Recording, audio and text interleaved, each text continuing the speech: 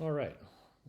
Welcome to my presentation. We're going to be talking about the integration of UAS and ATAK for enhanced operations, the Corona Fire Department's innovative approach. So first, I'd like to give you a little bit of the background on the Corona Fire Department in the city of Corona. So Corona is located in Southern California, approximately 50 miles southeast of LA. We span an area of around 39.2 square miles and have approximately 160,000 residents. The Corona Fire Department serves the community with 7 fire stations. We have 6 fire engines, 2 trucks, and 1 squad. We also cross-staff 2 brush engines, 1 hazmat, 1 USAR, 2 swift water boats, a UTV, and we have additional fire apparatus provided by the state of California for mutual aid. The Corona Fire Department runs approximately 13,000 calls for service each year. So the Corona Fire Department's ATAK vision. Little history on ATAK with us. Andreas Johansson, a captain here at the Corona Fire Department, was introduced to ATAK during an incident management team deployment to the campfire in 2018. He was able to see geospatial video from the MQ-9 flying overhead right on an Android tablet. He brought ATAK back, where we both realized the value of this tool. We discussed it with our leadership, and they gave us the reins to make change. They allowed us to roll out a department-wide ATAK deployment. This endeavor was complete with a full abandonment of an iOS environment that our department had grown used to, and we replaced all of our engine phones with Samsung S10s, and we put Galaxy S4 tablets on every fire apparatus. In that same year, we launched our UAS program.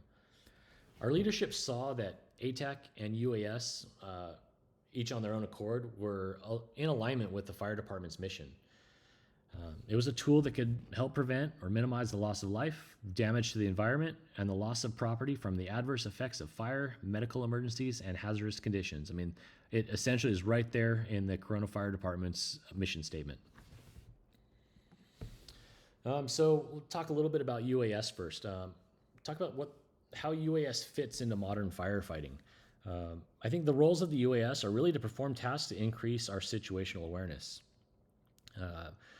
Primary roles of the UAS, I think first is recon. It's simply to gather area intelligence.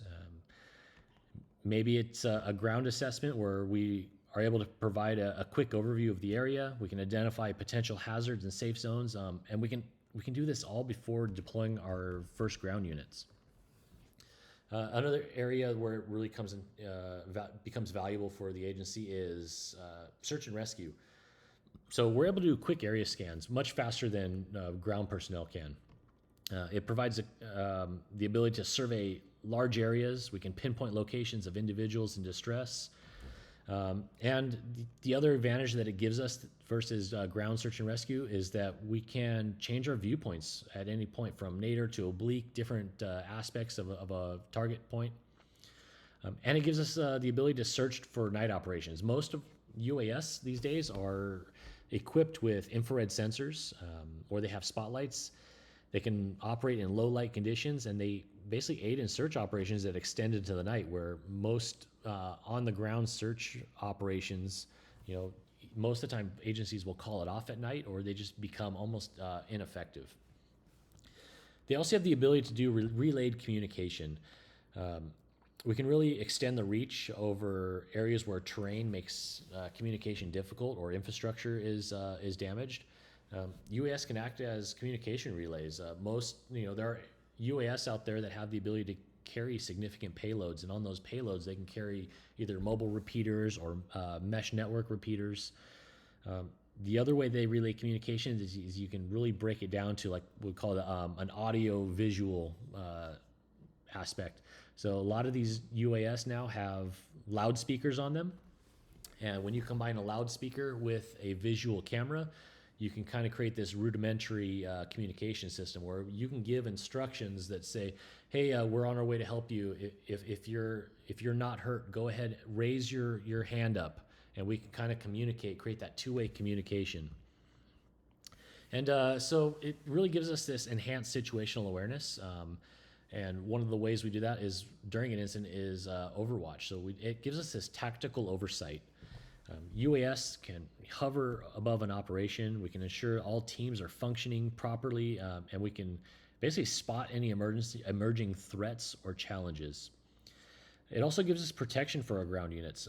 By keeping that watch above, um, the UAS or UAS operators, we can alert ground units about imminent dangers, such as a fire made a sudden change in direction. Then we talked a little bit about it in search and rescue, but we bring in that aerial thermography, and it really gives us the ability to see what the human eye can't. Such as like hotspot identification. With these thermal cameras, these UAS can identify hotspots that may be invisible to the naked eye. This really aids in ensuring that fires are completely extinguished and helps prevent reignition. So let's talk a little bit about the Corona Fire Department's UAS fleet. So these are the actual craft that we are using today. On our left side here, we have our what we call our NWCG Class 4 rotor wing. We use the Mavic 2 Enterprise. We do have a mix of the Dual, which is the thermal model, and the Zoom, which has a little bit of a mechanical zoom on it. Now, what we found is these small aircraft, they are really good at getting us some very quick, very basic intel, but we have noticed that they give us about 15 to 20 minutes of flight time per battery charge. And that, like I said, that's great for that quick recon, get out, get some basic intel so we know what we need to do. But on the flip side, these smaller aircraft, because they are smaller, we're kind of limited on what the payloads are. They're, like I said, they're basic situational awareness camera payloads. The infrared that's on these are fairly low quality because it is packed into a small frame there, and even the EO quality gives us about a 6 times zoom. Now, we found that when we're running our ground station, we use the Triple Tech 9 Pro tablet as our ground station. A lot of people are very familiar, we have the little smart controllers, or most, the drones have the built-in screens on those controllers. And one of the faults that we have noticed is that most of those controllers don't have enough of the horsepower under the hood to even run TAK. They're maybe 1 or 2 gigabytes of RAM and a very slow processor on it. So we found that we needed a separate tablet. So what we found with this Triple Tech is that one of the advantages of it is that it's actually technically a phone tablet, or we call them a phablet. And the fact that it takes a SIM card, you can put a SIM card in it. One of the advantages of this Pro 9 version is it is band 14 capable, so you can put a FirstNet SIM in there, and run. A lot of these agencies out here are running on FirstNet. But other than just the band 14, it truly has like a vast variety of bands that it's capable of. So you can essentially bring whatever provider you want, and it's going to work with it. Other advantages that we've found with this is that it really has the work capacity behind it. They built this thing for heavy use. It has a dedicated GPU in it. It has 12 gigabytes of RAM, and the screen has 1,300 nits of brightness. And anyone that's flown a drone knows that when you go out into the daylight, most screens are impossible to see. And this one, I can tell from experience that even on the brightest day, you're going to see clearly what's going on. It brings us over to our other side of the screen. So this is our NWCG Class 3 rotor wing. We use the M300. We found that this gives us about 30 to 45 minutes of flight, depending on our payload. We have found that it has an extremely capable camera payload on it. We are utilizing the H20N. This is a thermal camera. It's got EO with zoom. It's got night vision in it.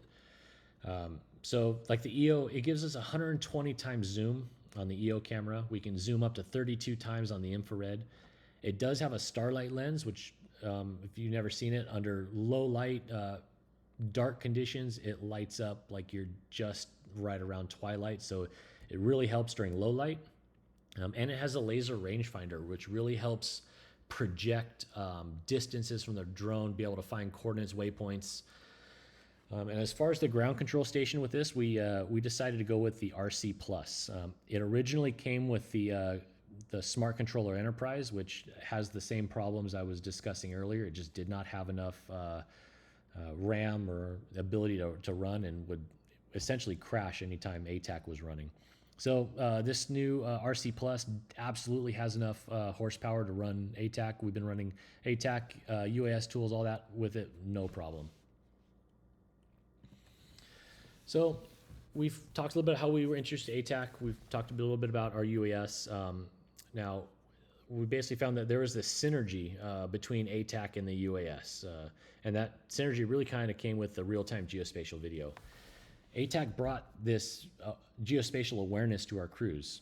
You know, by itself, the UAS brought valuable data to the pilot, or anyone standing over their shoulder.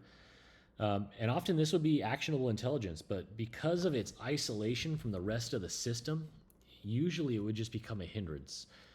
Drones were kind of seen as like, oh yeah, we got one up, but yeah, it's kind of not doing anything for us.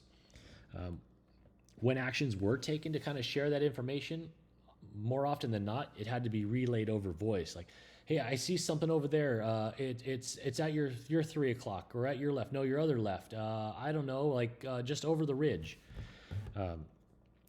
It really gave our crews a hard time trying to really comprehend what was being said to them. And the only other way was to have someone in leadership gather around a remote control screen. And anyone that's a pilot that's had 4 or 5 people trying to look over your shoulder, it's not really conducive to your flying your mission. We found that by the time this intelligence was shared, it was often old news, or like I said, it was too difficult to comprehend over voice. And ultimately, UAS ops just kind of were kind of disregarded or thought of as like a hindrance or a burden. But once we blended them together, I can say that it brought that life-saving, game-changing awareness to our forces. Our boots on the ground and at the incident command had a new level of intelligence available to them that pretty much was only seen in movies at the time. We can kind of break that down. So we had like our precision and tactical operations. We were able now to share tactical markers, routes, or points of interest. We were able to set them in ATAK based on live footage from the UAS. This gave us precise targeting or identification of areas of concern. We found that this aerial video provided context to the ground units. It enabled them to align their operation with the real-time changes in the field. We found that this gave us efficient resource allocation. Our commanders were able to use ATAK to allocate resources, set their waypoints, direct teams, all based on our live UAS video. Found that real-time aerial visuals ensured that the resources are dispatched to the exact locations without the usual guesswork or reliance on outdated information. It also brought us some safety and risk mitigation. This UAS footage, when overlaid on ATAK, it identified those potential threats or hazard zones, and we're able to alert our units to either avoid them or approach these areas with caution. The combination enables real-time escape routes to be mapped in emergencies based on the current situation we see on the ground. So in essence, the integration of ATAK's robust geospatial platform with the dynamic real-time video capabilities of UAS, it created a synergy that really drives operational efficiency, safety, and that tactical precision to like unparalleled levels. This combination is particularly invaluable in environments where rapid, informed decisions can be the difference between success and failure with unforeseen challenges. So a little bit about like the workhorse behind that is that network video, that real-time intel. So in order to share that video, you have to be able to push it over network. We primarily use LTE as our network, but we have also been able to test out and utilize some MANET radios, some peer-to-peer networks, and even ISM mesh radios as a way to share data. What this added value that ATAK and UAS tools together has brought, it really forced us to evaluate our priority for obtaining a reliable network in the field. So why is it important to have a network that can support video streaming? It's instant situational awareness. It's that enhanced safety for your responders. that efficient resource allocation. And ultimately, what it comes down to is it helps you to make the enhanced tactical decision making. You need that real time data to make those quick decisions. Rapid access to real time visual. It's really important to make those accurate, intelligent decisions. This enables uninterrupted oversight of the developing situations, and it really lets you ensure that any changes can be addressed promptly. One of the other advantages, especially if you have a video server and you're running on TAK with TAK server, is these real-time videos can later be used for training purposes or to review or enhance operational tactics. So we'll talk a little bit about the ATAK UAS primary role, which the primary role we use it for is basic incident recon, and it's constantly running this loop of data. I think so. We'll start off with that real-time aerial footage. Obviously, the ability to quickly gather that visual of an incident without the need for manned aircraft is huge, especially when we talked about being able to change your perspective, nadir, oblique. You can really visualize the overall incident magnitude. We then have the ability from that to do geospatial tagging. When we combine our UAS visuals with ATAK's mapping we can map pinpoint exact locations of interest, hazards, or hotspots. What this does is it gives us the ability to get that 360-degree scene assessment. We get that comprehensive view. We get that holistic understanding of the incident scope and scale. Historically, without it, we talked about getting a 360, and that 360 is not complete till you literally see all sides of an incident, at which when you're sending a person on the ground, it may take a while. It may be something that's not done until later in the incident, and you can essentially miss critical, valuable information. I think with that, when we're tied to ATAK, we have that immediate data sharing. So we're constantly receiving real-time footage data. We're getting that collaborative decision making, and then we have the ability to share it back and forth. So as things change or something is noticed on the ground, on the screen, those points can be shared, information can be shared directly through TAK, and everyone sees it all at once. Then we have our ability to bring sensor payloads. We kind of talked about it a little bit earlier, but when we bring thermal or infrared sensors, there's that critical information even in the low light scenarios.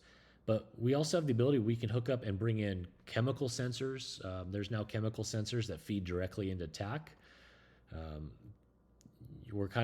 There's not any limit other than what you can imagine or what you can bring in. Even something as simple as a spotlight, bringing in a spotlight payload, being able to light up an area of the scene that has poor lighting, poor visuals can make a world of difference. So what I'd like to do is I'd like to demonstrate for you guys a little bit of a video we put together. So this comes from a prescribed burn that was performed up in the hills behind the city of Corona. We put this on as a way to kind of show our senior leadership and adjoining forces what UAS and ATAK can do. Before we went on this operation, we did download an AVL feed from the vehicles of our adjoining agencies, and we put in pre-plan areas. We put in the polygons of where the burn areas were. And this is going to be no different than that most of our first responders would have. If you're going to a planned mission, you're going to a wildland fire where it's an extended mission, you're going to have some pre-plans already able to pull in.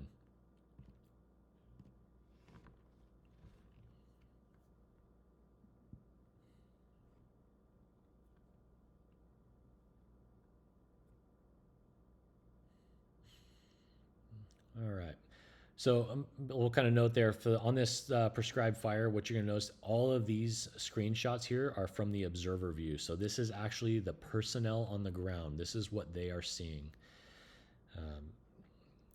So you're going to notice that you're going to kind of cycle through with the capabilities of the UAS from, being able to cut through the smoke and see heat, being able to overlay what they call the MSX, which is the visual and thermal on top of each other. Now what we did is we gave an ATAK device to the lead firing crew operator. So that device that you see there, that's literally fire personnel out there with a drip torch lighting the weeds on fire for this controlled burn. Now, what this really allows us to do is, as you zoom in, you'll start to see people on the ground, and it kind of gives a good representation to our command, like who those people are, where your crews are at all times. I mean, I think as a whole in public service, we're really good at tracking where our apparatus are, but once you leave the apparatus, who knows where you are. And with this, you can see even when we switch it into a thermal view where we lose that visual acuity, the augmented reality kicks in and still shows us where our ground crews are in relation to this thermal image of the fire. And you can see as he's down there, he's dripping some fire on the weeds. So as he's moving, you're going to see that fire kind of grow a little bit. But at all times, we have accountability of where he is. And this kind of shows, so there's that AVL resource at the bottom where it says EGP. So that is their unit. We are kind of limited to the feed. So on this particular unit, it is backhauled through satellite, and it only updates every couple minutes. So as they move, we're not going to see them. But if they stay stationary, we will. And that's going to be really the limitation of your system. This will kind of show a little bit about perimeter mapping. This is one of the ways you can do it. So you can actually set a breadcrumb based on the SPI of the drone or the sensor point of interest, and instruct your UAS operator to essentially trace the fire. So you're going to see that SPI kind of the crosshair trace the perimeter of a fire and drop a breadcrumb where you can later then draw and connect the dots for some intel. Another way you can do it is we can do a live fire map. So you can take that live imagery through UAS tools and actually drop it on the map so it lines up. It's geo-rectified, at which point if you've got a fire like this, you can take something like a fire area survey tool or even your drawing tools and essentially trace what you see to be the perimeter of a fire in order to get that valuable intel information that's needed, like what's its perimeter, what is the acreage of this fire. So you're going to see as he proceeds to kind of map this around, he's going to close up this polygon here. Now this is an older version of Fire Area Survey. The newer version is actually a lot cleaner. And if you're on the fire service, go look that up.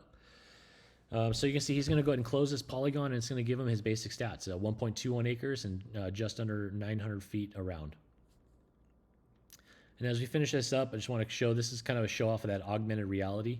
So whatever iconology you bring in, like you'll notice that it follows along in the augmented reality. So you have the standard ICP icon, you have the markers and labels. So it's kind of nice to be able to see all that. So the next demonstration I have for you guys is for a remote area rescue. So the fire department UAS and ATAK were used in a scenario with a victim in an off-road remote area. We were given the objectives to utilize the UAS to locate the victim and then guide in rescuing teams.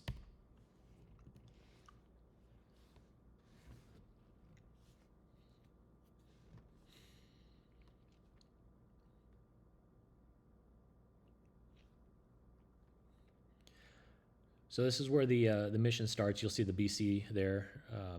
Now, as the UAS takes off, we're kind of going under the assumption, like most rescues, that we have at least a general idea of where a victim is, whether it be from coordinates coming in off the cell phone ping or something simple as, hey, I was off of this road about a mile in this area. So as the UAS operator flies that area, they locate what potentially may be a victim. They see something. They're going to be able to manipulate the camera payloads right from within UAS tools. Now, this is the view for the ground crew. So this is that the ground troops are watching this in real time, seeing what the drone is spotting, kind of getting that idea of like, okay, I have a good fix. So back to the operator, one of the things they can do is they can single tap a button on the controller where it will drop a point of interest, which they can then share out to the rescue team, the command, anyone that's on the ATAK server. So in the process of sending that over, you're going to see this switch back to the ground crew. So the ground crew's there. They now have that point of interest that was dropped. They're starting to make access over to it. And you can kind of see their point as it starts to be on the move. And they're just trying to be, the UAS is essentially guiding them in. You can see that operator view in their augmented reality. They can see that rescue crew as they approach the victim. They could be giving them instructions, hey, if you don't see them, they're right over that ridge.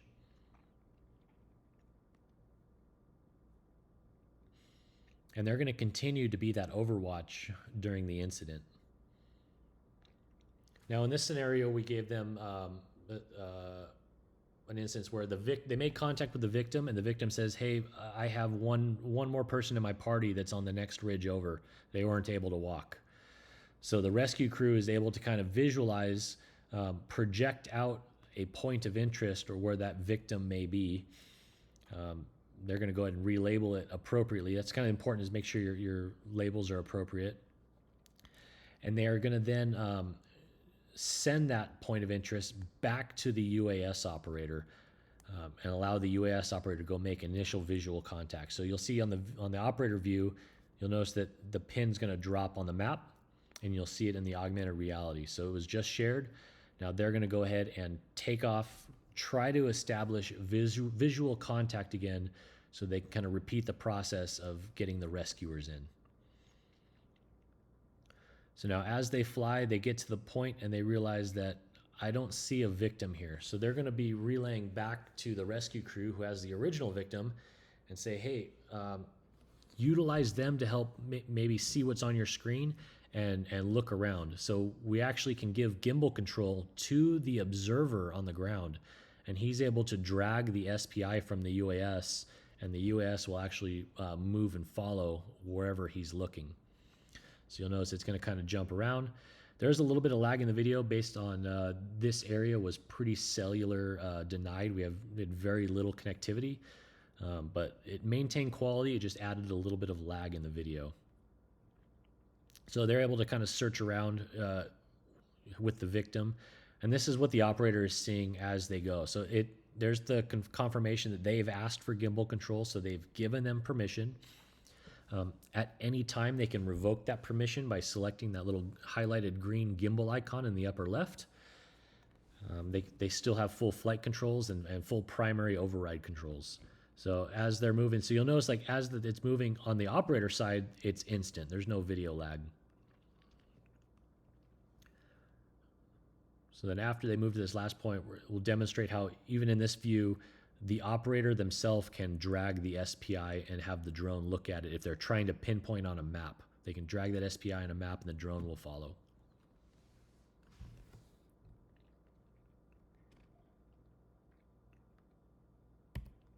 So the next thing I want to talk about is UAS operator safety. One of the things we've done at the Corona Fire Department is we actually created a TAK server that has an ADS-B feed going directly into it, and then we share that out on it's a kind of a one-way view only, but it gives us that enhanced airspace awareness. It provides real-time data on nearby manned aircraft, and it really ensures that the UAS operator is kind of always informed what's going on around him. It does give them a little bit of collision avoidance. With ADS-B, the UAS operator can make kind of proactive adjustments to the drone's flight path. We reduce that potential risk of mid-air collision. It gives us that safe integration into the national airspace. It really lets us coexist with the manned aircraft, especially when we're dealing with congested airspaces. If you've ever been on a wildland fire or a rescue operation, there's often a lot of aircraft in close proximity to your incident. It gives us improved operational planning. We talk about if you're dealing with a wildland fire incident where maybe you have water dropping aircraft, for the most part, they do follow a same approach. Like especially if they're working a specific area of the fire, they're going to kind of always come in from a heading and kind of follow that heading. And by being able to see that in real time, you know that those are areas that you need to avoid. It also there's that aspect of regulatory compliance. I think as the airspace regulations are evolving, we're seeing stuff with remote ID and whatnot. I think having ADS-B input can really help the drone operators stay compliant with their missions and guidelines. One thing we have found that when we fly under a COA or request a waiver, having ADS-B monitoring and making sure that the FAA representative knows that we have live ADS-B collision avoidance, all that built into our system, it really helps them to be comfortable to grant COAs, approve waivers, and let us perform our mission. So let's talk about the direct benefits that the Corona Fire Department has seen due to this UAS and ATAK integration. I think what we can do is we can really break it down into 3 areas. First, our enhanced safety. We have enhanced our overall safety by gathering and distributing intelligence to all resources all at once. We ensure that our decisions are being made with due regard to potential hazards and the conditions all in real time. It has really streamlined our communication. By having our intelligence be available to each user's EUD, we have significantly reduced the amount of radio traffic that is being broadcast. There's no longer the aspect of like, hey, where are you?